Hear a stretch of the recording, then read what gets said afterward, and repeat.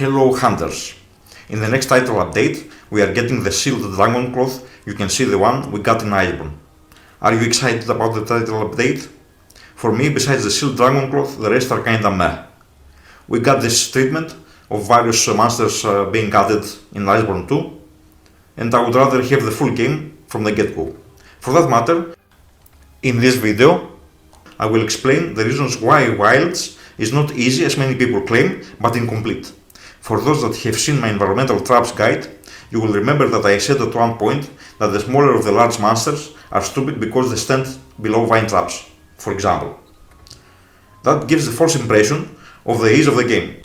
The same false impression is being given by the fact that you constantly fight with a high pace in Wilds, while in Icebord you had to wound the monster because that did not occur naturally, and also you would have to wallbang the monster in order to trigger Agitator. In the video, I will compare a few Icebord weapons, the quest difficulty rank, my thoughts on master difficulty, and the different stuff that we have in Wilds. So let us begin, shall we?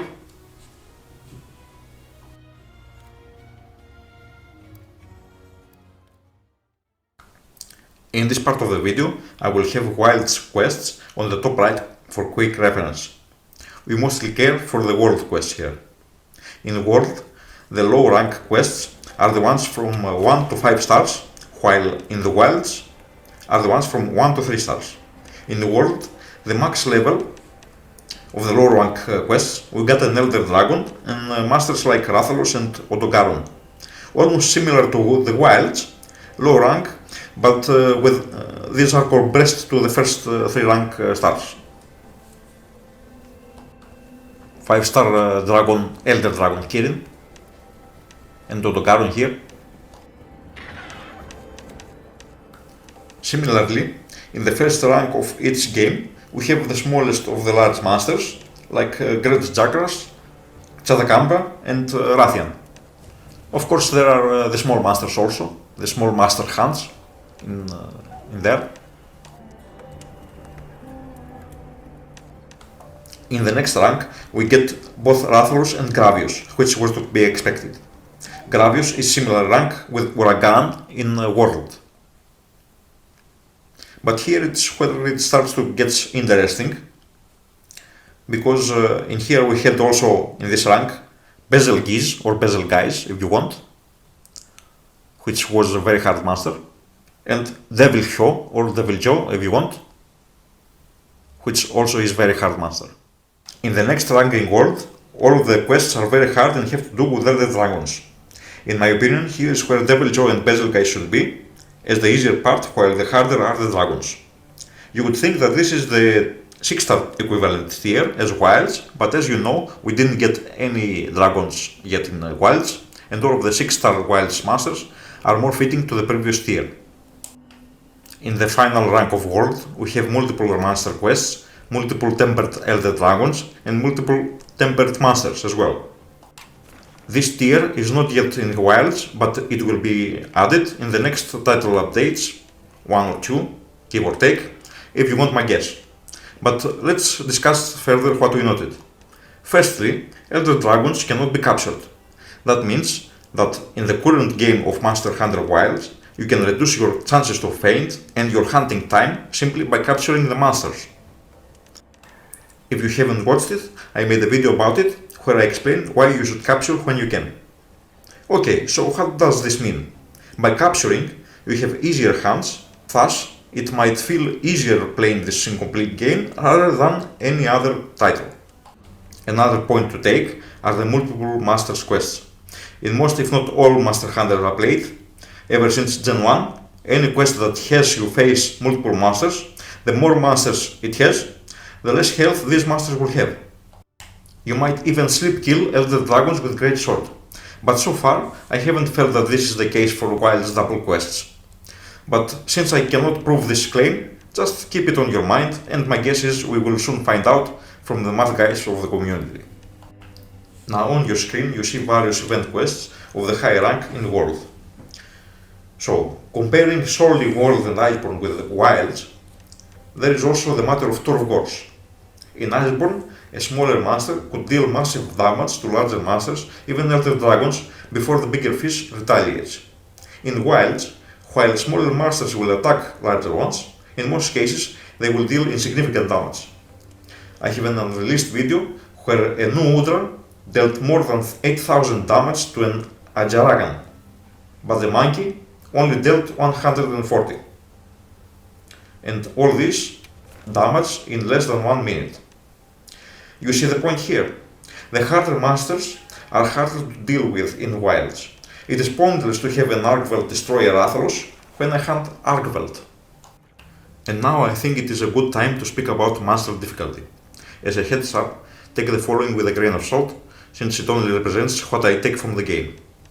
So in my opinion, the harder monster we have right now is Gormagala. I would say it is slightly easier than a Devilcho, but very comparable. Argveld, while it has some nasty double attacks that can kill you even if you perfectly evade the first one, it is at a level of between a Tigrex and the Bezelgeuse.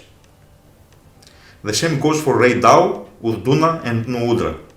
Also in Wilds there is also another strength factor that you can see it in-game. While in World and Iceborne there are monsters, the tempered version and the arch-tempered versions, in Wilds, besides those, and yes, we will get arch-tempered here, this is my guess, so besides these, there are those with purple dust. The more there are, the stronger the monster. My personal story for that is that I got used to hunt tempered Argveld of 3 and 4 stars, and when I found one normal with 5 stars, I got my ass kicked. 3 faints in 5 minutes. It was pathetic and unexpected. So I found out about this the hard way. This is another variable of difficulty of the game. I think my points are taken so far. Next I will compare Worlds and Wilds weapons, and you will see in the main screen Worlds weapons and an equivalent weapon on the lower right of your screen, preferably the same weapon from Wilds. Before we continue, if you enjoy the video, like and subscribe. Now, checking these weapons, you will notice that for the most part we get weapons stronger than we should. I repeat, weapons stronger than we should, in both sharpness or attack power, maybe a little smaller on the elements. I have some really good examples like the Guild Sabers and the Rathalos lances, but someone might say that this will make the game easier because we deal more damage, etc. Indeed, I never said I will defend an idea by covering up facts. Yes, we have low master rank weapons, pretty much, in Wilds, but that is an indicator of what will come in the future. So this is what I believe. If they release a paid title update, like Icebord was for World, then we will get weapons much stronger than Fatalis weapons. You will see a couple of them, I have them on the video. Better sharpness too. But they could not do it also. What do I mean by that? They can keep releasing 1 or 2 monsters every 2 or 3 months and add up higher difficulty monsters. In that case, they can keep alive, so to say, the game by getting us hooked like that. I personally don't like any of these ideas. I would rather have the complete product from the get-go. But returning to the point of the video, even with stronger weapons, I still don't think Wilds is easy. After all, they did nerf most of the critical related skills. Critical Eye now gives 20% at max, instead of 40. Weakness Exploit needs 2 extra points on one of the most expensive skill slots to max out. And you cannot wound a monster on demand like in World and Iceborne. Critical damage also got the Weakness Exploit treatment. The only one that doesn't look like it got nerfed is Challenger, the Agitator skill. But you don't have any control whatsoever on when the monster will be agitated like in Iceborne.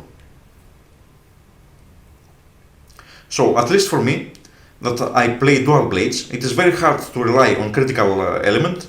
I will still use it, but it is not going to be as efficient as it was in World and Iceborne. You see on your screen Rathalos lances in both games. Next I have some great swords for comparison. I'm passing them by fast. These are only for reference. But feel free to pause to compare or visit some website with this info to further investigate the case if you want. That's it for the weapons. These are some endgame weapons for the base world game. And Fatalis weapon here for reference. Now, in my opinion, the endgame will look more like the master rank in Icebord. There are 6 ranks, 1 to 6. In the wilds, 4 would be 1, 5 would be 2, 6 would be 3, 7 would be 4, 8 would be 5, and 9 would be 6. In comparison, in the quest showcase here, you will see Elder Dragons are 5 star, while the Tempered ones are 6 star. Also, Double Devil Joe are 6 star. Heck, in event quests, 1 Devil Joe is a 5 star. Is more realistic anyway in that case. Anyway, the point is that Gormagala alone doesn't feel like enough for endgame, and please, Arkveld should not be 7 to 8 star. Normal and tempered. Monsters with BS attacks should not get this type of honor in the first place. You see various master rank quests in Icebord, event quests also. Bear in mind, out of context rank difficulty, like in the case of Arkveld, is not new in Master Hunter. Barioth and its variants are easier than Tigrexis, for example. But anyway, while you watch this, I will summarize the video. So, Wilds is easier because we got stronger weapons, okay? But it is not as easy as people claim, because first, the monsters we have so far are the trivial part of the whole. The harder monsters don't take high turf wars damage. The most valuable skills got nerfed. Multiple monster quests doesn't seem to reduce the health P of monsters, like in past titles. The game is incomplete due to underhanded and dishonest trading tricks by Capcom. When these monsters are released, we will see the whole truth. So that's it for this video. I hope you enjoyed it. And let's hope the game improves. And we might actually get something good, as good at least Iceborne and World. Don't forget to leave a like and please subscribe. Cheers and see you on the next one. Bye!